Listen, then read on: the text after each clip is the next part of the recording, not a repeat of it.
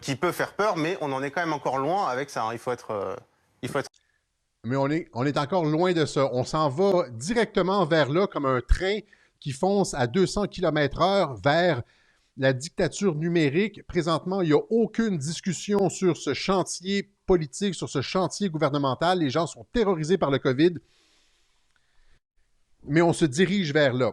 OK? Je vous montre Éric Kerr qui parle de ça ici au Québec. On parle de Québec là, qui s'apprête à lancer le plus gros chantier informatique de son histoire pour doter chaque citoyen numérique d'une identité, si vous voulez, pour accéder à tous les services de l'État et peut-être même à des services privés. Éric Kerr, qui est le ministre de la Transformation numérique gouvernementale, est avec nous pour nous en parler. Bonjour, M. Kerr.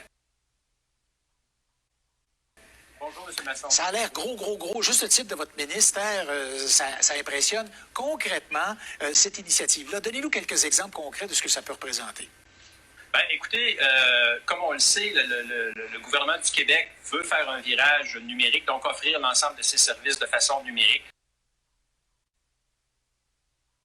Mais pour faire ça, ça prend une porte d'entrée qui est l'identité numérique, qui va avoir, dans le fond, deux rôles majeurs. Le premier rôle, évidemment, c'est de permettre aux gens, de façon simple et conviviale, de consommer les services, mais qui va avoir aussi le rôle sous-jacent, non moins important, d'être capable d'identifier ces gens-là. Parce que c'est bien beau donner la prestation de service, mais encore faut-il la donner à la bonne personne sans mettre à risque les informations personnelles qui nous sont transmises.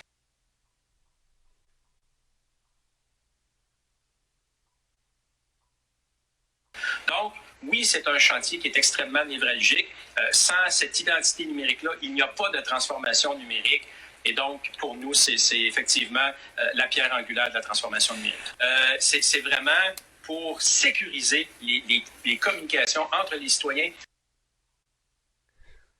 et les différents partenaires. Puis je vous l'avais bien dit dans votre introduction, une identité numérique, si on veut qu'elle soit forte, si on veut qu'elle soit conviviale, il ne faut pas que ça soit exclusivement pour le gouvernement. Donc, c'est la raison pour laquelle on parle aussi aux grandes associations municipales, FQM, UMQ. On parle aux partenaires de confiance dans le réseau privé pour qui cette identité numérique-là est un gros avantage. Voilà. Alors, ça ne sera pas juste pour les services gouvernementaux, ça va être dans le privé aussi.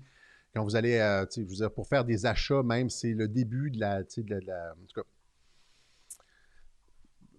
le début de la tyrannie, là, c'est, je veux dire, en tout cas, on s'en va vers ça. Et là, présentement, il n'y a aucun chien de garde, aucun journaliste ne parle de ça. Vous comprenez un peu où est-ce qu'on est rendu, là. Tout ça est très grave. On nous impose une vaccination de masse qui ne repose sur aucun chiffre réel, alors que c'est une grippe, pour renflouer les pharmaceutiques et, je veux dire, au détriment de l'ensemble de la société civile, du Québec Inc., de toutes les PME. Toutes les PME au Québec souffrent, je veux dire, afin de pouvoir faire du profit aux actionnaires des pharmaceutiques.